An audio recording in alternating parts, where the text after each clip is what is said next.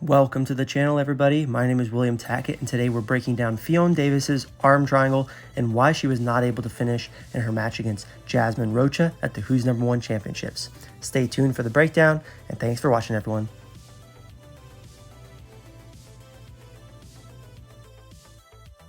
What is up, everybody? We're talking about why Ffion Davis could not finish this arm triangle for mounts, even though it seemed really close and it should have, in most people's opinion, gotten the finish. We've got to address why that happened. So when Ffion Davis was able to pass the arm to this side, the biggest mistake that she made with trying to finish the arm triangle is she let Jasmine Rocha's shoulder drop outside of the choke, okay? So a big key to finishing the arm triangle is keeping their shoulder inside the choke and using everything to push their shoulder into their neck.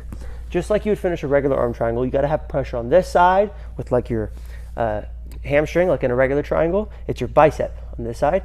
And then just like a regular triangle, the same thing with the arm triangle, it's their shoulder on the other side. So it's like your bicep on one side and their shoulder on the other side. So if their shoulder's away from their neck and outside of the choke, you're gonna have a hard time finishing. So when she adjusted the arm triangle, she slid to her hip and she was here.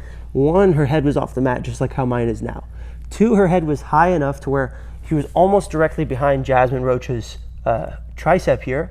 So she's right up at the elbow and tricep area. So all the pressure that she's putting is with her chest into Jasmine Rocha's bicep, and then her head into right about at the elbow level. She's right about right here. And she's driving just Jasmine's bicep into her neck, and then she's using her other bicep on the other side. Now the downside to this is his shoulder, or Jasmine Rocha's shoulder in this example, can stay away while the bicep's going to the neck, and you're never going to be able to fully block off that side to get the finish. So from here, you're going to have a really hard time squeezing, and you're going to end up burning out your arms and having to settle back into a traditional mount like she did in her match. So if you wanted to finish from here, what you want to do is you want to get their shoulder inside the choke. So a big thing that I like to do is I like to kind of make a little bit of like a ratchet adjustment where I bring my hands down below their shoulder and my head in kind of a simultaneous motion. Now, you don't want to go and stay there for too long because then their arm is going to pass around your head, but you have to make that adjustment or else their shoulder's not going to be in their neck. So I like to kind of pick them up to their side and then ratchet my head and my arms down. So as you notice, I kind of pick them up to my side and keep pressure on their tricep while I pull my hands down, and then my head adjusts down to their shoulder, and then now my head's on the mat, okay?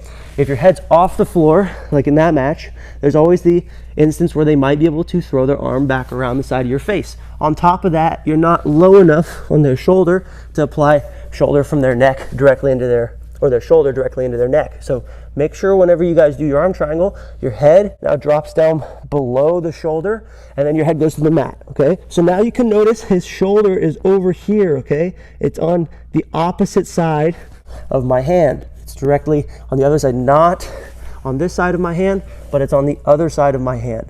And my head, right?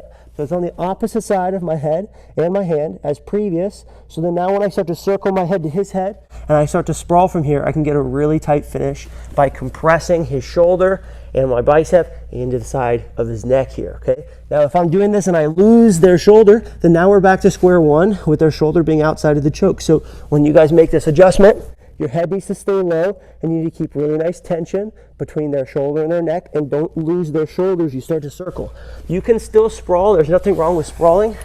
You just don't want to lose that pressure on their shoulder with the back side of your ear and your neck in order to get your finish with the arm triangle choke. So guys, I hope you enjoyed it.